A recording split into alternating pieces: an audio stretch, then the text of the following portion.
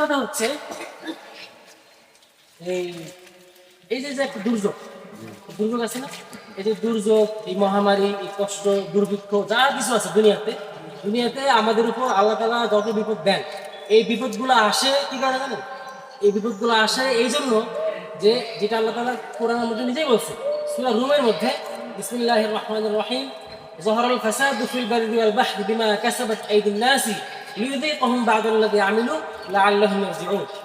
যে জলে এবং স্থলে, পানিতে এবং জমিনে যত বিপদ আপদ আসে, এই বিপদ আপদ আসে হচ্ছে এই জন্য সেটা মানুষের হাতের কামাই। ঠিক। আমরা আমাদের কর্মের ফল দিয়ে, আমরা আল্লাহর অবাধ্যতা করে, আমরা আল্লাহর নাফরমানি করে আমাদের উপরে অনেক সময় বিপদ আপদ নিয়ে আসি। কিভাবে, কেন আল্লাহ বিপদ আপদ দেন? আল্লাহ তাআলা এটা বলে দিচ্ছে যে তোমরা তোমাদের হাতের কর্মের মাধ্যমে বিপদ নিয়ে যাও, বিপদ টেনে নাও, কিন্তু আমি যে এই বিপদটা দেই, এই বিপদ দেওয়ার একটা কারণ আছে। আমি তোমাদেরকে ভালোবাসি না তা না, তোমাদেরকে ধ্বংস করে দেবো তাও না, তোমাদেরকে ভালোবাসি, তোমাদেরকে মহব্বত করি, এই জন্য তোমাদেরকে রিপোর্টটা দেই লাআল্লাহুম ইয়ারজিউন লিয়ুযীকাহুম বা'দাল্লাযী আমিলু। তারা যে কর্ম করছে সেই কর্মের জন্য তাদেরকে আমি কিছু স্বাদ দেখাই, কিছু স্বাদ দেই, কিছু কষ্ট দেই, কিছু দুর্যোগ দেই, কিছু সমস্যা দেই। কেন? লাআল্লাহুম ইয়ারজিউন। হয়তো তারা আল্লাহকে চিনবে, হয়তো তারা বিপদ থেকে শিক্ষা নিয়ে তারা আল্লাহর দিকে ফিরে আসবে। এই জন্য তোমাদেরকে আমি বিপদগুলো দিয়ে থাকি। এটা হচ্ছে একটা কথা। হ্যাঁ, এই জন্য আমরা প্রত্যেকে আমাদের কৃতকর্ম নিয়ে চিন্তা করব যে আমাদের কোথায় ভুল ছিল, আমরা আল্লাহর কোন নাফরমানি করছি, আমরা কোন অবাধ্যতা করছি, আল্লাহ যে আমাদেরকে এত কষ্ট দিল, এই দোষটা আমাদের, আল্লাহর কোনো দোষ নাই। আমাদের উপর যত বিপদ আসে, যদি কোনো ব্যক্তি বলে আল্লাহর দোষ দেয়, তাহলে সে তার ঈমান থাকবে না। ঠিক আছে, তার ঈমান থাকবে না। সবসময় নিজেকে আল্লাহর কাছে ছোট রাখতে হবে যত বিপদ দেখ। কারণ আমি কার? আল্লাহ। আমি আমার নিজের না। আমি যদি নিজের হইতাম তাহলে আত্মহত্যা করা আমার হইতো না। আমি যেহেতু আল্লাহ, আমি আল্লাহর প্রেরণকে হত্যা করতেছি, নিজের আত্মহত্যা করছি, সেজন্য এটা বড় অপরাধ। নিজের যদি আমি আমার হইতাম তাহলে আত্মহত্যা করা কি অপরাধ হইতো না। যেটা বলতেছিলাম যে আমি যেহেতু আল্লাহ, আমরা সবাই আল্লাহ, অতএব আল্লাহ তাআলা আমাদের সাথে যা ইচ্ছা করতে পারে, আমরা কখনোই আল্লাহর দোষ দিতে পারবো না। এটা হলো 2 নম্বর কথা।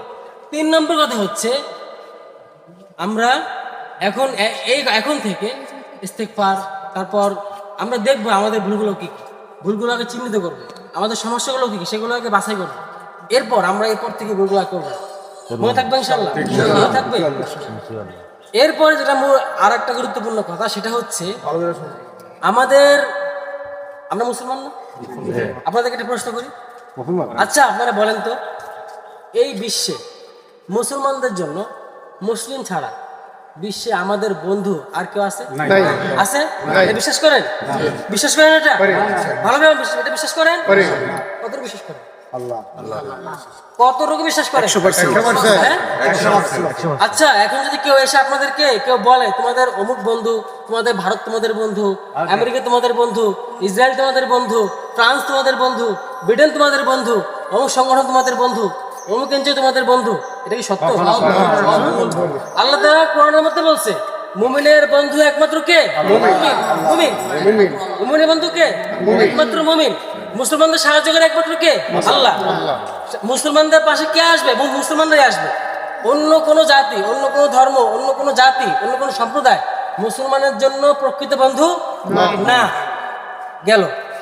আমরা যারা বাংলাদেশে আছি, আমি একটু আগে যে কথাটা বললাম, এই কথাটা পুরো বিশ্বের মুসলিমদের জন্য এই কথা, যে কোনো মুসলমানের জন্য মুসলিম ছাড়া কোনো বন্ধু নাই। কিন্তু আমরা যারা বাংলাদেশে বসবাস করি, আমরা এই ভূখণ্ডে বসবাস করি, এখন আমাদেরকে আপনারা বলেন, আমরা যারা বাংলাদেশে যেসব মুসলমানরা বসবাস করি, আমাদের জন্য ভারত নামক রাষ্ট্র বন্ধু না শত্রু?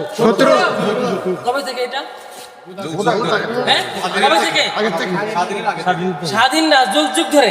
কথা বলছে, কতদিন ধরে? যুগ ধরে। কেন জানেন? আল্লাহ তাআলা কোরআনের মধ্যে বলছে, কোরআন বিশ্বাস করেন? বিশ্বাস করেন কোরআন মানেন? আল্লাহ তাআলা সেই কোরআনের সূরা নিসার মধ্যে বলছে লাতাজিদান্না আশাদ্দান নাসি আদাওয়াতাল লিল্লাযিনা আমানুল ইয়াহুদ ওয়াল্লাযিনা আশরাকু। যে তোমাদের প্রতি অত্যন্ত কঠোর, তোমাদের সাথে খুব বেশি শত্রুতা পোষণ করে কারা? 1 নম্বর হচ্ছে ইহুদিরা।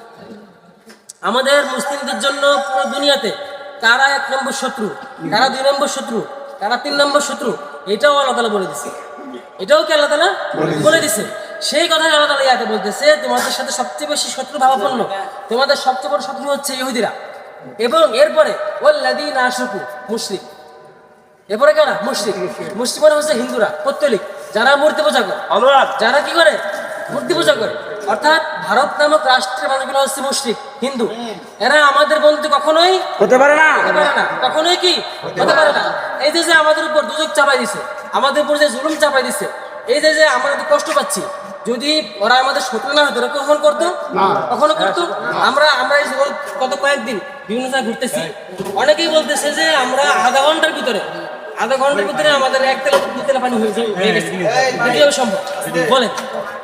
এখন কথা হচ্ছে আমরা আমাদের শত্রু চিনতে হবে। আমাদের শত্রু যদি আমরা না চিনি, আমাদেরকে তারা প্রতিনিয়ত মেসার করে থাকবে, কিন্তু আমরা কিছু করতে পারবো না। সুতরাং আমাদেরকে শত্রু চিনে শত্রুর বিরুদ্ধে সঠিক পদক্ষেপ নিয়ে তাদেরকে মোকাবেলা করতে হবে, ঠিক কিনা? এখন থেকে আমরা যারাই ভারতের পক্ষে কথা বলবে, যেই হোক ভারতের পক্ষে সামান্যতম কথা বলবে, সে আমাদের শত্রু। ইনশাআল্লাহ আমরা এখন থেকে সতর্ক থাকবো। আমরা এখন থেকে আমাদেরকে যেন কেউ মিথ্যা বুঝাইয়া, ভুল বুঝাইয়া স্বার্থ আদায় করতে না পারে। ইনশাআল্লাহ, ঠিক আছে? আমি